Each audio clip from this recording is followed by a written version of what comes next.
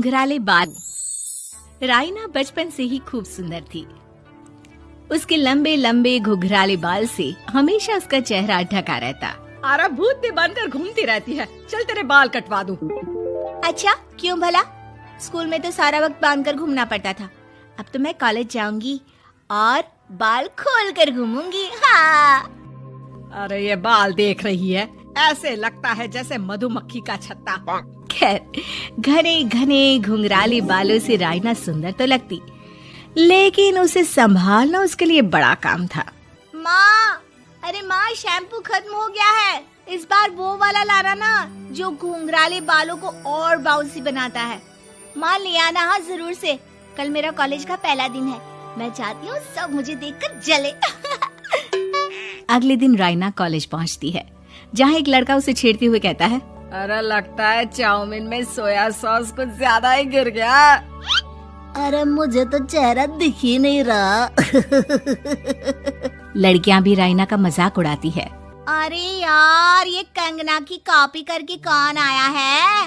Local Kangana, और कौन? राइना को सभी पर गुस्सा आता है, लेकिन वो कुछ नहीं कहती। स्कूल में तो बाल बंधे ही रहते थे, लेकिन कॉलेज में राइना एक लड़की से कहती है, हाय, मेरा नाम राइना है, मुझे आर्ट्स डिपार्टमेंट में जाना है। कहाँ से है रास्ता? अपने बाल हटाकर देखो, सामने ही बोर्ड लगा है। राइना को कॉलेज में भी दोस्त बनाने में दिक्कत आ रही थी। वो रोते रोते घर आ जाती है। माँ, मैं क्या करूं? आज तो सारा दिन लोगों ने न जाने क्या क्या बोलकर मेरा मजाक ही बना कर रख दिया। माँ प्लीज कुछ करो ना मेरे बालों का। मैंने तो पहले ही कहा था कटा दे, पर तू। अरे कटाने से क्या होगा, उल्टा जो थोड़े बांध कर ये इन्हें समेट सकती है ना, वो भी नहीं कर पाएगी। तो क्या मेरी कोई दोस्त नहीं बनेगी कॉलेज में, या मैं हमेशा लोगों के मजाक का ही शिकार होती रहूंगी? राइना जोर जोर से रोने लगती है। तभी उसका छोटा भाई आ जाता है और राइना के बालों के बीच एक पेंसिल छुपा देता है। तभी उसका दोस्त भी पीछे से आ जाता है। अरे ढूंढो ढूंढो, कहाँ है पेंसिल? मैं नहीं बताऊंगा। दोस्त काफी कोशिश करता है, लेकिन उसे पेंसिल नहीं मिलती। वो वहाँ से चला जाता है। थैंक्स दी, आज आपके बालों ने तो मुझे बचा ही लिया। अच्छा, बहुत दिनों के बाद बालों को लेकर कुछ अच्छा सुनने को मिला। मुझे भी पहले लगता था कि मेरे बाल सबसे सुंदर है, लेकिन अब पता चला। अरे क्या पता चला, क्या हो गया? देख, किसी भी चीज के ना दो पहलू होते हैं, या तो तुम बालों से ही लोगों का मन जीतो, या फिर रोती रहो। अब ऐसे घने बाल तो तुम्हें भगवान ने दिए हैं। राइना को पिता की बात समझ में आ जाती है।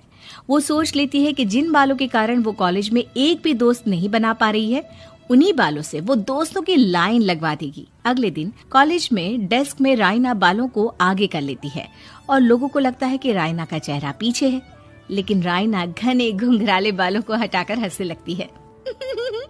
देखा मेरे बालों का कमाल, इससे मेरा चेहरा भी नहीं दिखता और मैं चलती क्लास में सो भी सकती हूँ। सभी राइना को देखकर हंसने लगते हैं। क्लास में परीक्षा चल रही होती है, तो राइना अपने बालों में चीटिंग के पेपर छुपा छुपा कर आसपास के बच्चों की मदद भी कर देती है, जिसके बाद से तो राइना क्लास की हीरोइन बन जाती है। वाह राइना, तेरे बाल तो बहुत कमाल के हैं। मैं तो इन्हीं के कारण पास हो गई। और पता है, मैं तो अपने काम का सामान राइना के बालों के बीच में ही फंसा देती हूँ। जैसे जैसे काम होता है वैसे वैसे इस्तेमाल करती हूँ। अब तो क्लास में हर कोई राइना के साथ बैठने की जिद करता। राइना में इसे लेकर घमंड आ जाता है। उसे लगता है कि वही क्लास की सबसे डिमांडिंग लड़की है। फिर एक दिन, मैं इस कॉलेज में नई नई आई हूँ, क्या आप मेरी दोस्त बनेंगी? मैं? ओह सॉरी, मैं इस क्लास की सबसे डिमांडिंग लड़की हूँ। हर कोई मेरे साथ ही रहना चाहता है। एक काम करो ना, वो पीछे की सीट दिख रही है, जाओ जाकर वहीं बैठ जाओ। लड़की को राइना की बात बहुत बुरी लगती है, लेकिन वो करती भी तो क्या, जाकर चुपचाप पीछे की सीट पर बैठ जाती है। तो आज का लेसन सबने याद किया है ना बराबर से? जितनी भी चीटिंग करने वाली लड़कियां थी, वो राइना के पीछे जाकर बैठ जाती है और जोर से चिल्लाती है, जी मैम, सब कुछ याद है, कहीं से भी पूछ लो, हम तो मास्टर हैं, मास्टर। क्यों? ये बोलकर वो रायना के कंधे पर हाथ रख देती हैं। रायना भी खुश होती है कि कॉलेज की सबसे स्मार्ट लड़कियों का ग्रुप उसका दोस्त है। पीछे बैठी वो लड़की देखती है कि कैसे मैडम के सवाल लड़कियां रायना के सर को देखकर दे रही है। शाबाश, मुझे खुशी है कि तुम लोग इतनी अच्छी पढ़ाई करने लगी हो। मैं प्रिंसिपल से कहकर तुम लोगों की स्कॉलरशिप की बात करूंगी, जिससे तुम लोगों के माता पिता का पैसा जो फीस में लग रहा है वो बच जाए। सभी लड़कियां खुश हो जाती हैं। टीचर के जाने के बाद एक लड़की कहती है, गर्ल्स, अब हम लोग ना सिर्फ सबसे स्मार्ट बल्कि सबसे इंटेलिजेंट भी हो गए हैं। इसी बात पर आने वाले संडे को मेरे घर पर पार्टी, सबको आना है, ओके? सभी लड़कियां पार्टी के लिए एक्साइटेड हो जाती हैं। रायना भी। माँ, मेरे कॉलेज की सबसे स्मार्ट लड़की ने पार्टी रखी है संडे को। मैं भी वहाँ सबसे अच्छी दिखना चाहती हूँ, लेकिन ये बाल। घुंघराले बालों का तो कर भी क्या सकती है। तभी उन लोगों की नजर पार्लर के एक इश्तिहार पर पड़ती है जो 3000 रुपए में बाल स्ट्रेट कर रहा था।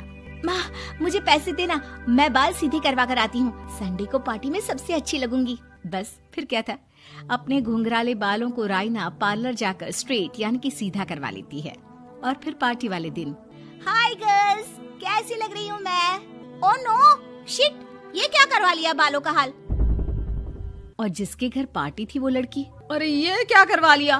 तुम्हें मालूम नहीं है, जिस बालों में चीटिंग रखकर हम लोग टीचर के अगर इम्प्रेशन जमाते थे, उन बालों को तुमने। अरे हमें तो स्कॉलरशिप भी मिलने वाला था, अब तुमने बाल सीधे करवा लिए। अब तुम हम लोगों के लिए किसी काम की नहीं हो। अरे लेकिन हम दोस्त तो है ना, क्या मैं अच्छी नहीं लग रही हूँ? हमें तेरे अच्छे और बुरे लगने की कोई जरूरत नहीं है। हम लोगों को तेरे बालों से फायदा था, अब वो नहीं है, तो हम तेरे दोस्त भी नहीं है। जाकर बाल वापस घुंघराले करके आ, तभी तो हम लोगों की दोस्त बन सकती है। रायना रोते रोते घर आती है और माँ को सारी बात बता देती है। माँ, ला पैसे दे, मैं बाजार जाकर बाल ठीक करा के आती हूँ। लेकिन माँ, मुझे ये बाल बहुत अच्छे लग रहे हैं, काश ये बाल मैं पहले ही सीधे करवा लेती। देख बेटा, पैसे तो मैं तुझे दे दूं, लेकिन वैसे बाल करके तू फिर ऐसे दोस्त बनाएगी जो तेरे साथ मतलब के लिए जुड़े हैं। लेकिन इन बालों में तू ऐसे दोस्त बनाएगी जो